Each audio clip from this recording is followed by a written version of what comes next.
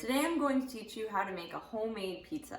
I love homemade pizza because it is healthier than a store-bought or a ordered delivery pizza.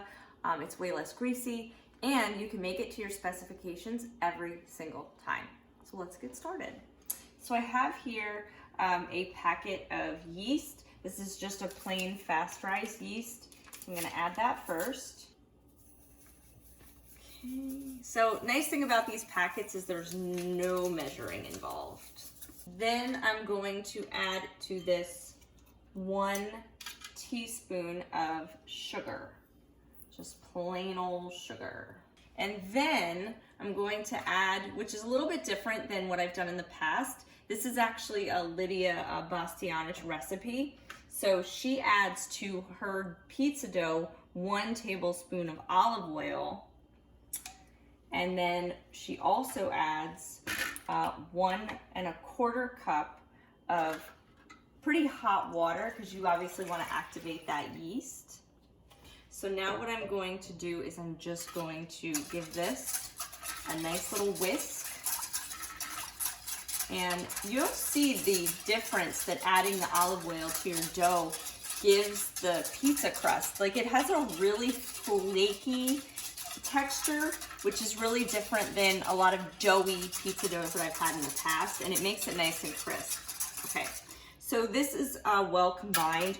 We're gonna let this sit for about 3 minutes, and while this is sitting, I'm gonna get all the other ingredients for my pizza dough ready. So I'm gonna get my flour, my salt, and my KitchenAid mixer ready. So I'll see you in about 3 to 5 minutes, and we're gonna see how this nice little yeast mixture here bubbles up and becomes active.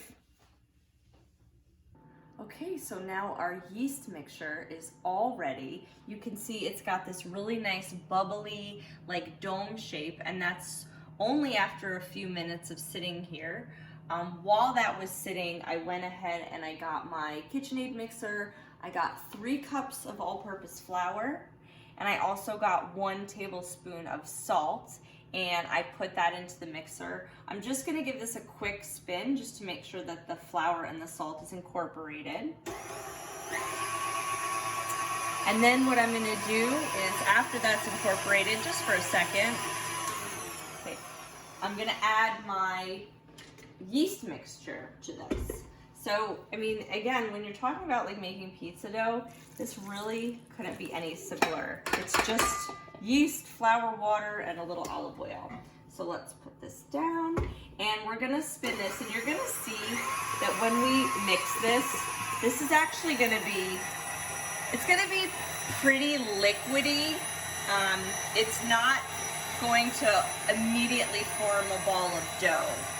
So it's really important that you understand that this is a pretty high hydration dough, but it actually gives your overall pizza dough a really nice, again, flaky and crisp kind of texture. I'm just gonna get a little knife here to kind of incorporate. I wanna make sure that I can incorporate all the flour here. We're only gonna be mixing this for about a minute or 2, just to get all the ingredients to incorporate together. Because what we wanna really do is, once this is all incorporated, we wanna let this sit again, just so that everything can mix really nicely together, and it can kind of rest, and the yeast can do its thing with the flour. All right, this is perfect. So you can see we've gotten all of our flour mixed with our yeast mixture, and you can see it's really, really sticky right now. So what I'm gonna do is I'm just gonna turn this off, and I'm just going to let this sit for about 5 minutes. You can see it's really like moist and gooey and not really well formed yet, but don't you worry, it's gonna get there, I promise. So we're just gonna let this sit for about 5 minutes. You're gonna see, even in that short amount of time, how it transforms. And then we're gonna come back and we're gonna work the dough a little bit more. Okay, so we're back and you can see our dough here has gotten a little bit drier, which is exactly what we want, and a little bit smoother as well. So what I'm gonna do now is I'm gonna just put on my mixer for just 1 more minute, just to get a lot of that extra stickiness out of there. And I'm just gonna do it on low for about a minute here. But you can see here, like as I'm making this, how the dough is starting to stretch and how it's starting to pull and how it's really starting to actually form like what a pizza dough should be and not just like a big gloopy mess like we saw earlier. So now what I'm gonna do is I'm going to use my hands a little bit though. So I'm not going totally hands-free here, but I let my mixer do a lot of the hard work. So I'm just gonna turn this off and I've got my pan here. Okay, perfect. So if you don't want the dough to stick to your hands completely, what you're gonna have to do is you're gonna have to just get some olive oil, and I'm just gonna brush this on here a bit. Okay, perfect. And I'm going to just oil my hands really good here. I'm gonna grab my dough, and I am gonna need this not very long, honestly. I'm just gonna need this for like maybe 30 seconds. And just plop that dough right on there, get all that extra air, all that extra fluff out of there. Okay, and I think I'm gonna need a little bit more oil here. Perfect. And you're literally just gonna knead this with your hands for like 30 seconds at most until it's really smooth. You can see how like texturally this is pretty smooth. What I'm gonna do now is I'm gonna actually oil my bowl here and really make this just nice and oily. And then this dough is actually going to sit overnight.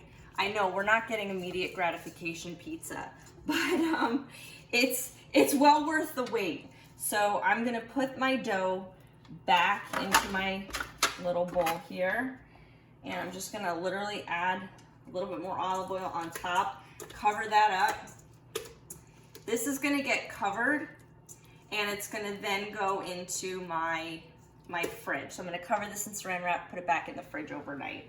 I'm going to show you I actually have a dough that I prepared so you can kind of see what it looks like. So once it comes out of the fridge, this is what it's gonna look like when you pull it out in the morning. You can see it has a nice rise to it.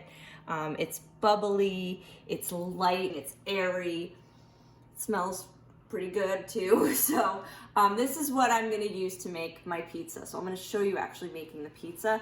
I just wanna clean off my hands and clean up and get my pizza stuff ready. So I'll see you back in a minute. Okay, so now it's time to make the actual pizza. I have all of my ingredients here, and I'm doing a very basic, just basic run-of-the-mill delicious pizza. I'm using a homemade sauce that I made, and I have a video for that if you want to take a look at it. And then I have a cheese-based topping, some basil, and some olive oil.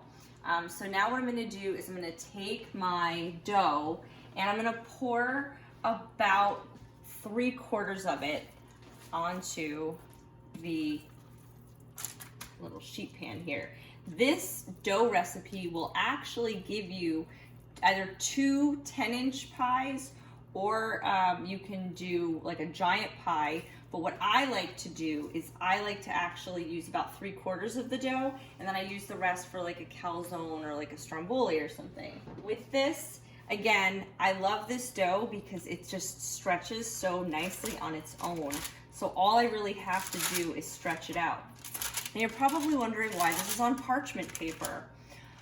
Well, I find it much, much easier when making a pizza to transfer my pizza from my little pizza wheel maker thing here to my pizza stone, which is in the oven, by using parchment paper. So I don't have to slide it off and worry about it sticking. I'm gonna oil my hands here.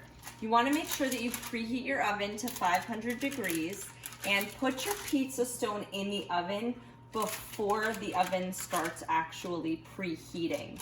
So that's gonna be really, really important, because if you don't have a hot pizza stone, the bottom is not gonna get nice and crusty.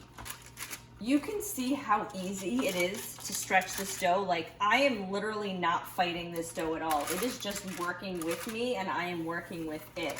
It just moves on its own. That's why I love this dough. You wanna get it as kind of round as you can. You can also do a square pie. It's really your preference.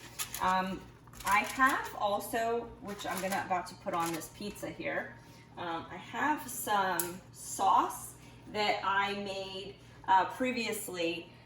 I didn't make it today, but I'm reheating it. And the reason I'm reheating it is because I want to get a lot of the moisture out of it. Okay, so now I'm going to actually start putting my sauce onto my pizza. And I'm just going to grab this by the spoonful and I'm going to swirl this around. So you do kind of like a nice swirl. I'm gonna grab all of my sauce here. You can see again, it's not very soupy. It is a little bit thicker. You wanna make sure that you're not putting too much moisture on your dough because you don't want it to get soggy. And I like to go close to the edge of the dough. I love every piece of my pizza to have that like sauciness, that, you know, cheesiness. I find it just makes it so delicious. Okay, that is absolutely perfect. Now it's time to add our cheese. If you're using a dairy cheese, you have to make sure that it is low moisture and it is grated. The nice thing about, like, if you're using a plant-based cheese or a nut-based cheese, it doesn't have that same moisture content because it's not made of actual milk.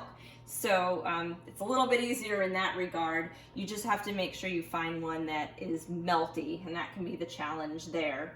And then I'm gonna top this off with some fresh basil. Fresh basil should always be torn. You never wanna cut it. It has such a, like, the fragrance of basil when you like rip it apart, it just like goes right into your nose and it's like the best smell in the world.